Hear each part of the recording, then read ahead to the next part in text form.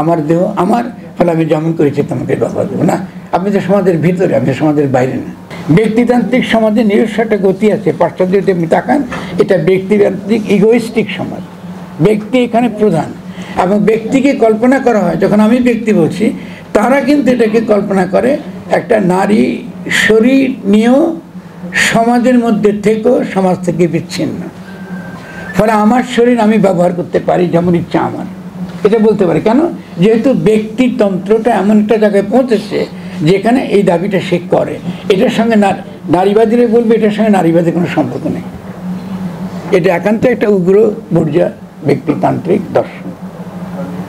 আপনি যদি পড়েন ফেমিনিজম লিটারেচার সিরিয়াসলি, তার মধ্যে বহু ইসলামী জিনিসপত্র পাবেন, যেসব ইসলাম চেয়েছে সমাধান করতে বহু আগে।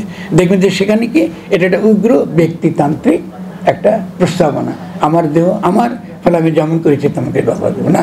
আপনি তো সমাজের ভিতরে, আপনি সমাজের বাইরে না। আপনি তো চাইলেই পারবেন না।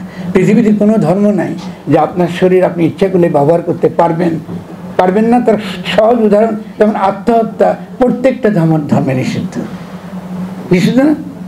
তবে ইচ্ছা করলে আপনি কালকে বিষকে মরতে পারবেন না, সমাজ দেবে না, এটা গ্রহণযোগ্য না। ফলে আমরা কেউই, আমিও পারবো না ফরার মধ্যে চাইলে যে আমার শরীর আমার মধ্যে যখন ইচ্ছে তেমনি ব্যবহার করতে আমি পারবো। যে কোনো আমি যদি কোনো একটা ক্রিমিনাল অপরাধ করি, তাহলে তো আমি তো জেলে থাকতে হবে। অপরাধ তো করেছি আমি, আমার ইচ্ছে, আমার বাসনা, কিন্তু আমি জেলে থাকতে হবে কেন? এটা আমার শরীর কেন জেলে রাখতে হবে?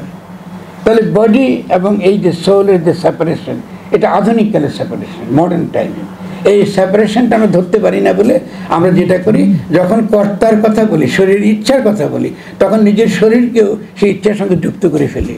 এটা পুরনো সমস্যা, সংকট। ফলে সংকট করলে এটা তখন সমস্যা কার হাজির হয়। আমার ইচ্ছা করছে এটা করলে আমার শরীরকে আমি যেমন করে আমি ব্যবহার করতে পারি না।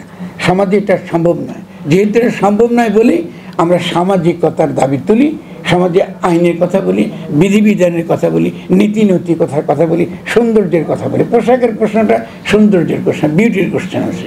তার মধ্যে মাধুর্যের ব্যাপার আছে। আপনার পোশাকটা ভালো লাগে কিনা, আপনার পোশাকটা সমাজের মধ্যে আপনার গ্রেস তৈরি করে কিনা, ঠিক আছে না?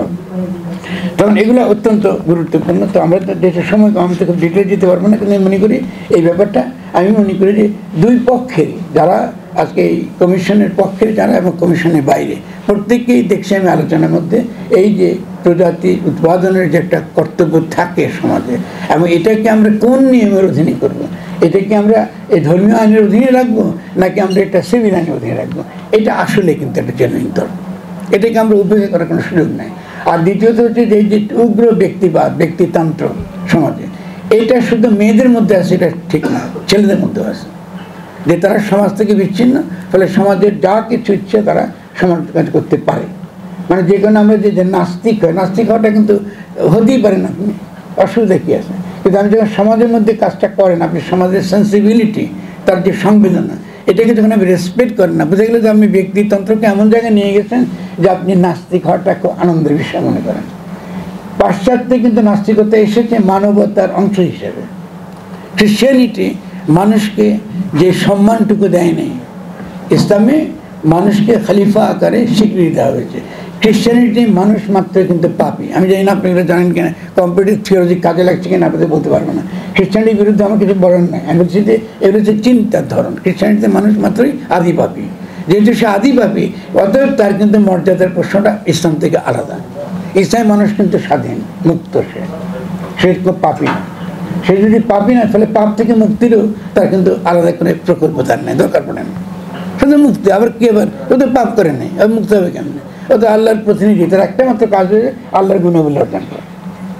তার কাজ একটাই, রসুলের গুণাবলী অর্জন করে, ওলিয়া উলিয়া পীর মুর্শিদের গুণাবলী অর্জন করে, তাদের ভালোত্বটা অর্জন করা। এটা হচ্ছে আমাদের সাধারণ জায়গায়। তো ওখানে তফাৎটার কারণে আপনার যেটা হয়, এই যে থিওলজিক্যাল তফাতের কারণে খেয়াল করতে হবে যে আমাদের যে মূল্যবোধ, নীতি নৈতিকতা, যখন আমরা ধর্ম থেকে ড্র করি, এটারও দরকার, প্রয়োজনীয়তা আছে। এখন ধর্মকে আমি অস্বীকার করে থাকতে পারেন, সমস্যা নেই, কিন্তু এটা অনেকগুলো সংকট তৈরি করার সমাধান।